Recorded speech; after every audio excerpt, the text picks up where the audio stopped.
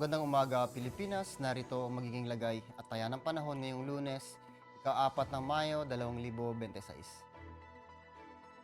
Sa kasalukuyan, wala pa rin tayong minomonitor na low pressure dito sa labas, ganoon na rin sa loob ng ating Philippine Area of Responsibility. Samantala, easterlies pa rin or mainit na hangin na nagmumula dagat Pasipiko ang nakakapekto sa malaking bahagi ng ating bansa.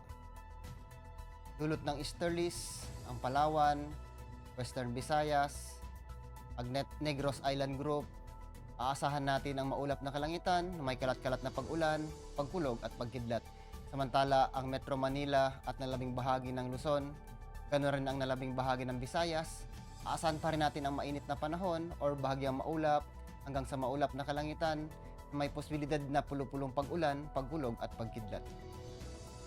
Samantala, dito naman sa Mindanao, aasahan natin ang Zamboanga Peninsula, ang BARM, makakaranas ito ng maulap na kalangitan na may kalat-kalat na pag-ulan, pagkulog at pagkidlat. Samantala, ang nalabing bahagi ng Mindanao, aasahan pa rin natin ang mainit na panahon, bahagyang maulap hanggang sa maulap na kalangitan na may posibilidad pa rin na pulupulong pag-ulan, pagkulog at pagkidlat lalong-lalo na sa dakong hapon at gabi.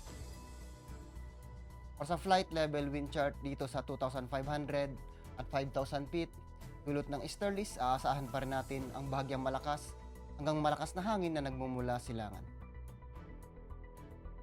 Pagdating ng 10,000 feet, ganoon na rin sa 18,000 feet, aasahan pa rin natin ang malakas na hangin na nagmumula silangan. Ang impact na sa flight operation, ang Metro Manila at nalabing bahagi ng ating bansa, dulot ng easterlies, aasahan natin ang warm and humid air from Pacific enhancing convective activity.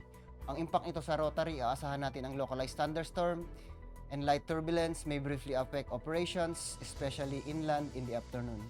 Pagdating naman sa peak swing, aasahan natin na generally fair weather with possible isolated sea breeze causing short-term delays or turbulence. Ang araw ay sumikat kaninang 0532 at lulubog mamayang 1814. Meron tayong moon illumination na 93% decreasing.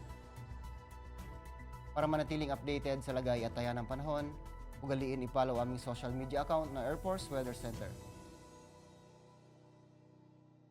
Yan lang po ang latest sa weather update ngayong umaga. In behalf of our commanding officer, Colonel Alvin John Cugador, POP GSC, ako po si Technical Sergeant Bautista, weather broadcaster ng Air Force Weather Center. Muli, magandang umaga, Pilipinas.